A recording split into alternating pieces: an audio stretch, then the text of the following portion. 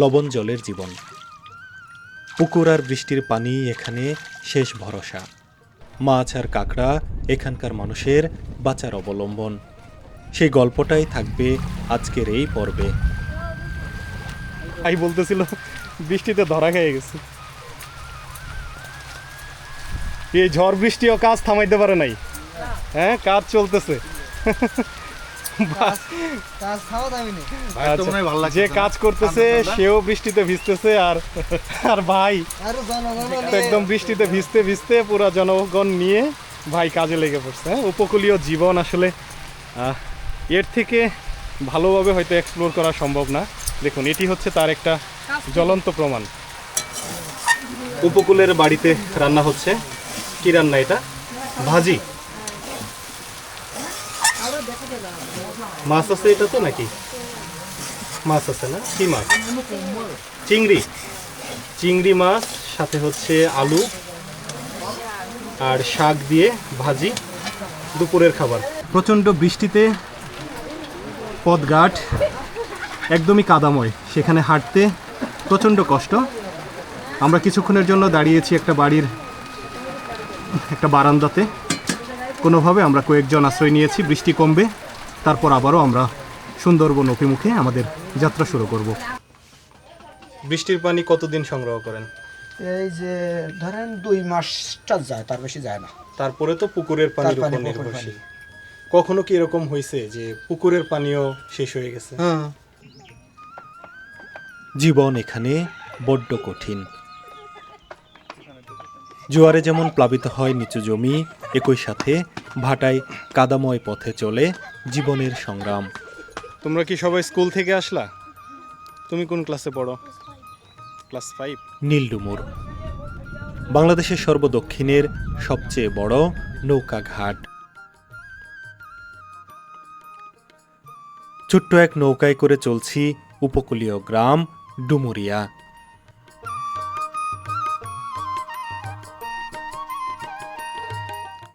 সেখানকার প্রতিটি পরিবার সুন্দরবনের উপর নির্ভরশীল।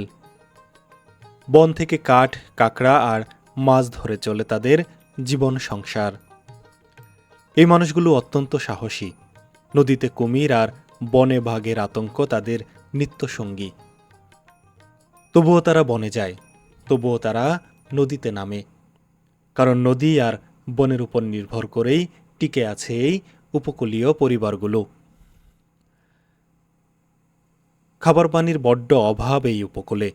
বৃষ্টি আর মিঠা পানির পুকুরের উপর নির্ভর করে চলে এই উপকূলের মানুষগুলো।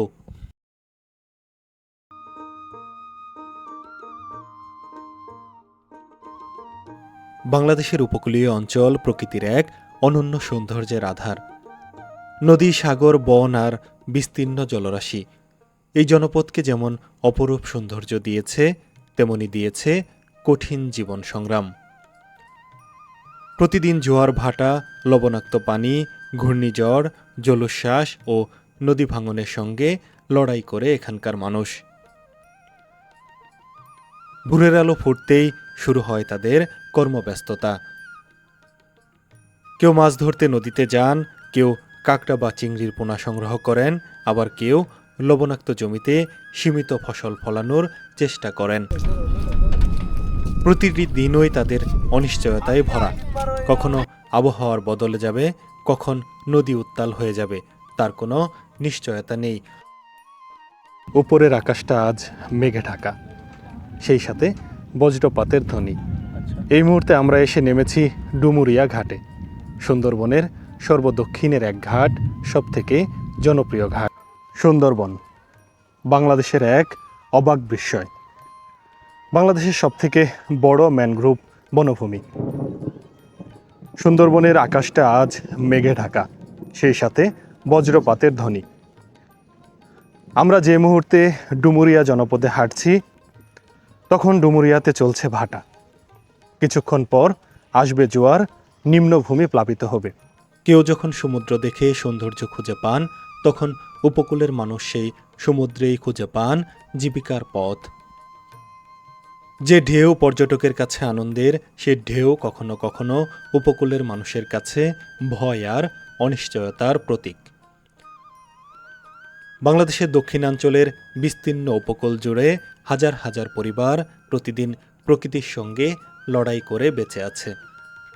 এখানে জীবন মানেই সংগ্রাম, আর সংগ্রাম মানেই নতুন করে বাঁচার সাহস। আমরা যখন ডুমুরিয়া উপকূলে দাঁড়ালাম তখন দেখলাম মানুষের জীবনের সংগ্রাম।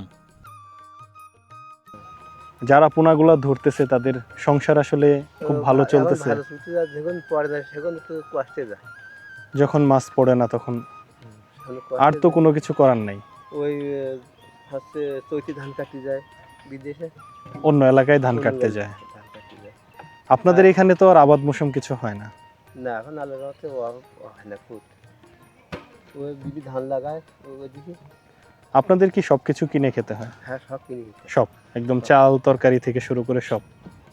ওই পুকুরের পানিটা বাদে আর সব কিনে দিতে হয়। পানি পর্যন্ত কিনে খেতে হয়। এই যে আয় এখানে, সেই অনুযায়ী যে ব্যয় আপনাদের, তো এতে করে কি পোষায়? সারাদিনই কাজকর্ম করে ও যে চাল ডাল তৈরি তরকারি কিনতে টাকা ভাড়া থাকে না। আপনাদের এখানে পানিটা তো ওই যে লবণাক্ত পানি, যেটা খাওয়ার মতো না। হ্যাঁ, ওই যে একটা সাইকেলের মধ্যে সামনে ওই না পানিটা আপনারা কিভাবে সংগ্রহ করেন? ওইখানে পানি, ওই ভিতরে ভিতরে পুকুর পানির আছে? ব্যবস্থা আছে, বিশুদ্ধ পানির ব্যবস্থা আছে। হ্যাঁ, আর ছেলে তো সেটা নষ্টই। তাহলে এখন কিভাবে খাইতেছেন পানি? কারণ ওই পুকুরের পানি খাচ্ছি। পুকুরের পানি? এবার এই বৃষ্টির পানি তো বেশি হয়ে গেছে, হ্যাঁ হ্যাঁ, তো একটু নোনা কম লাগে। নোনা কম লাগে। আপনারা তো বৃষ্টির পানিটাও পাতিলে সংগ্রহ করেন? হ্যাঁ, বৃষ্টির পানি কতদিন সংগ্রহ করেন? এই যে ধরেন 2 মাসটা যায়, তার বেশি যায় না। তারপরে তো পুকুরের পানির তার পানি, উপর পুকুরের নির্ভরশীল। কখনো কি এরকম হয়েছে যে পুকুরের পানিও শেষ হয়ে গেছে? হ্যাঁ, হয়েছে। তখন উপায়টা কি থাকে? তখন আমাদের অন্য জায়গাতে পানি আগে আইনি খাইতে হয়। লবণ জলের জীবন, এ জীবন যে কতটা দুর্বিষহ সেটি এই জনপদে না আসলে বোঝাই যাবে না। সাধারণ জীবনের বাইরের জীবন। এখন ভাটার সময়। ডুমুরিয়ার এই উপকূলীয় জনজীবনে এখন ভাটা নেমেছে। কিছুক্ষণ পর আবারও আসবে জোয়ার, ডুবে যাবে ছোট খালগুলো। একপাশে নদী আর নদী তীরবর্তী জীবন। এখানকার প্রতিটা মানুষই মৎস্য শিকারের উপর নির্ভরশীল। আমি যদি একটু ভেতরে ঢুকে দেখাই, আমি যে পথ দিয়ে এখন হেঁটে যাচ্ছি সেই পথ এতটাই পিচ্ছিল যে এখানে আসলে পা আটকিয়ে রাখা কষ্টসাধ্য ব্যাপার। একপাশে দোকান, সবগুলো দোকানই এখন বন্ধ। এখন নদীতে মাছ খুব একটা ধরা পড়ছে না, তাই তো উপকূলীয় এই জনজীবনগুলো আগের থেকে আরও বেশি কষ্টসাধ্য হয়েছে। আমি প্রবেশ করছি ডুমুরিয়ার সুন্দর একটি মসজিদ এবং সেই সাথে মাদ্রাসা, তার পাশে ছোট্ট একটি দোকান।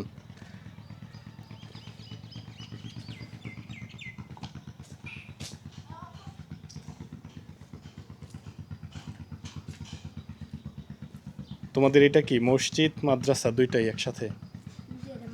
এটা মাদ্রাসা, ও এটা মাদ্রাসা, ওইটা মসজিদ। আচ্ছা, দেখতে মসজিদের মতো, তো আসলে এটি মাদ্রাসা। ওয়ালাইকুম সালাম। কিসে পড়ো তুমি?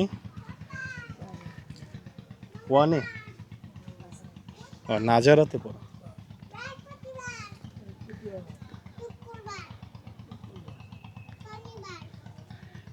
ভাই কি বাচ্চাকে পড়াইতেছেন? জি, ও বাচ্চা আপনাকে পড়াইতেছে। দেখি বাবা কি পড়াইতেছ, আমরা একটু পড়ি। বলো, বলবা না? আপনার দোকান বেচা বিক্রি কেমন? ভালো না? আপনার তো খরিদ্দারি, যে বাচ্চারা আশেপাশের যারা আছে। এই যে পাশে যে পুকুর, এটা তো মিঠা পানির, এখান থেকে কি আপনারা পানি সংগ্রহ করেন? এই পানি তো খান বা গোসল করেন? আচ্ছা আচ্ছা, একটু নোংরা আর কি। আচ্ছা, খাওয়ার পানিটা তাহলে? খাওয়ার পানি পুকুরই আছে। পুকুর আছে, মানে এর থেকে যেটা পরিষ্কার পুকুর সেখান থেকে খান। আপনারা তো বৃষ্টির পানিটাও সংগ্রহ করেন? পানি খাই এখন। এখন ওই বৃষ্টির পানি। বৃষ্টির পানিটা পাতিলে সংগ্রহ করে ওইটা খান। আচ্ছা, এই পানির থেকে তো বৃষ্টির পানি অবশ্যই নিরাপদ পানি। আর যখন শুকনো মৌসুম তখন আসলে ওই তখন পুকুরি পানি খেতে হবে, তখন ওই পুকুরের কাঁচা পানি পুকুর খেতে হয়। কাঁচা পুকুর। হ্যাঁ। আপনারা কি ফিটকারি ইউজ করেন পানিতে করে বিশুদ্ধ করেন? আচ্ছা, শুনছিলেন উপকূলের মানুষের মুখে। এই যে পুকুর, এটি হচ্ছে তাদের গোসল সহ রান্নাবান্না আনুষঙ্গিক অন্য কাজে ব্যবহৃত পানির একটি উৎস। এখন বর্ষাকাল, উপকূলীয় এই মানুষজন এখন ব্যবহার করছে বৃষ্টির পানি। লবণ জলের জীবন, লবণ জলের এই জীবনে নির্ভর করতে হয় মিঠা পানির উপর। আর এই পুকুরগুলোই হচ্ছে মিঠা পানির সবথেকে বড় উৎস। বৃষ্টির পানি কতদিন সংগ্রহ করেন? এই যে ধরেন 2 মাসটা যায়, তার বেশি যায় না। তারপরে তো পুকুরের পানির তার পানি, উপর পুকুরের নির্ভরশীল। কখনো কি এরকম হয়েছে যে পুকুরের পানিও শেষ হয়ে গেছে? হ্যাঁ, হয়েছে। তখন উপায়টা কি থাকে? তখন আমাদের অন্য জায়গাতে পানি আগে আইনি খাইতে হয়। ওপার থেকে আনতে হ্যাঁ, হয় বা ওপার অন্য থেকে- বাড়ি থেকে আনতে হয়। বিশেষ করে মনে হয় চৈত্র মাসের ওই সময়টাতে যখন জি। ইয়ে থাকে, কোনো বৃষ্টিরই থাকে না। আর এক সংস্থাতে পানি দিয়ে যায়। আপনাদের তো মোটামুটি সবকিছু কিনে খেতে হয়, সব কিনে খেতে হয়। আমাদের পানিও তো কিনে খেতে হয়। পানিটাও কিনে খেতে হয়। পানিও তো কিনে খেতে হয়। ভাইয়ের তাহলে পেশা কি এখন? আমার পেশা হলো আমি ভ্যান চালাই। ভ্যান চালান। যে পাশাপাশি কি মাছও ধরা হয় কখনো? না, মাছ ধরিনি। আপনি ধরেন না? না। কিন্তু আপনার এই গ্রামের অধিকাংশই তো মাছ ধরে। মাছ ধরার উপর নির্ভরশীল। আমার ওই পা ভ্যান আছে, ওই পা ভ্যান মোটামুটি মাল নিয়ে যাই। আচ্ছা, ভাইয়ের সন্তান কয়জন? আমার 2 ছেলে, একটা মেয়ে। আপনাদের পুরো এলাকাটা হচ্ছে একটা দ্বীপ এলাকা। ইউনিয়ন। দ্বীপ এলাকা, দ্বীপ ছোট্ট এলাকা। একটা দ্বীপ। মোটামুটি মোটরসাইকেলে যদি যাই তা 3 ঘন্টা মোটামুটি রাউন্ড দিতে লাগবে আর কি। আপনাদের এখানে কোনো গ্রামে কি এমন হয় যে জোয়ার আসলে পানি ঢুকে যায় গ্রামে? না, এখন নাই, এখন এখন- ভেড়িবাদ দিছে, এখন পানি ঢোকে না। এখন ঢুকে না, কিন্তু আগে তো ঢুকতো। আগে ঢুকতো। দিনে কয়বার জোয়ার ভাটা হয়? দিনে একবার জোয়ার আর একবার ভাটা। একবার জোয়ার আসে, একবার ভাটা। জোয়ার আসলে তো তখন পানির উচ্চতা অনেক বেড়ে যায়। যে আর যখন ভাটা পড়ে, মূলত যারা মাছ ধরে ওরা তো ভাটার সময়টাতেই ধরে।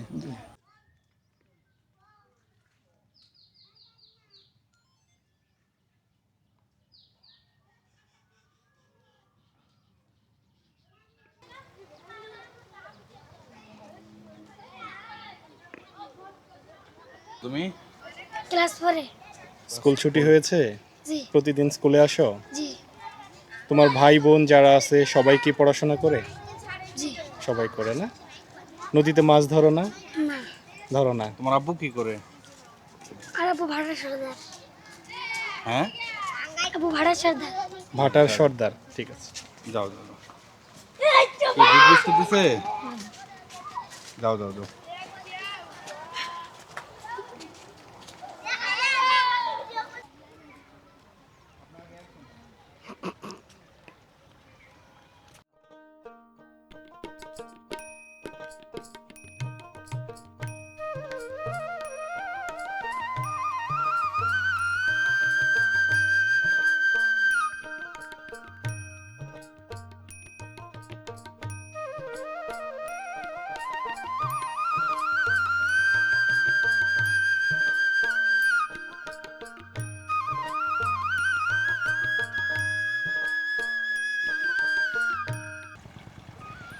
কি ভয়ঙ্কর এক খাল পাড়ি দিয়েছি।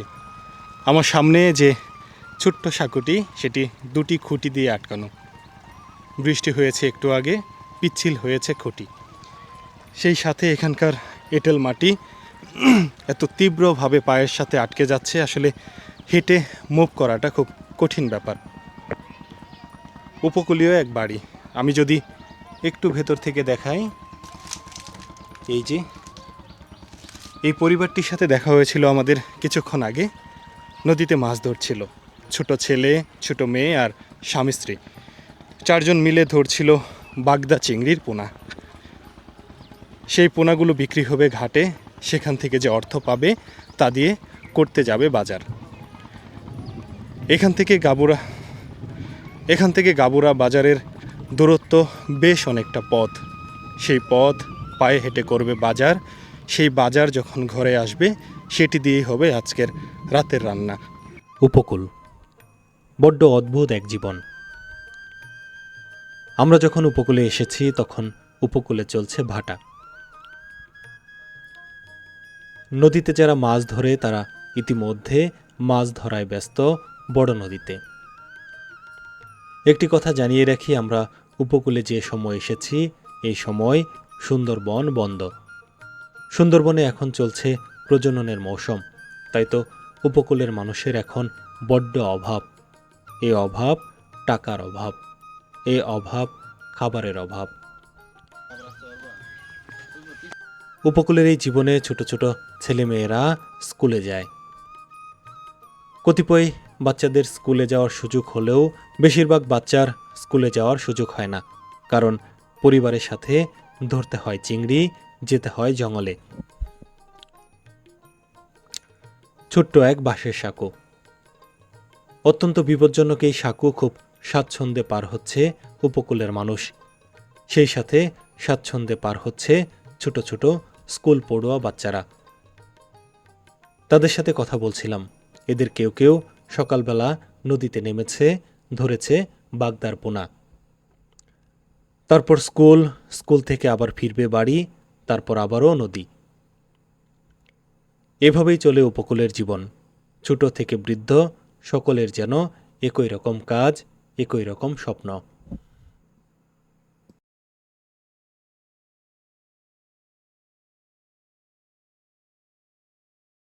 তোমাদের কার বাড়ি কোথায়?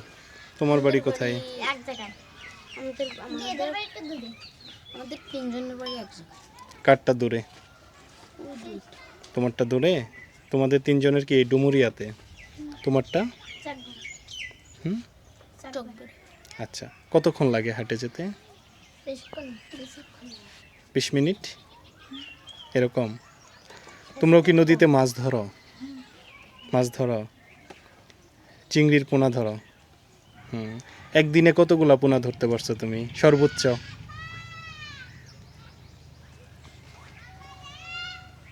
500? এত না, 200 ধরতে পারছো। তোমার বাবা মাও ধরে?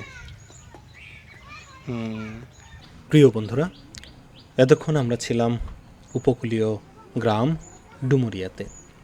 আজকের মতো বিদায় নিচ্ছি। দেখা হবে নতুন কোনো পর্বে। সে পর্যন্ত সকলে ভালো থাকবেন, সুস্থ থাকবেন। আল্লাহ হাফেজ।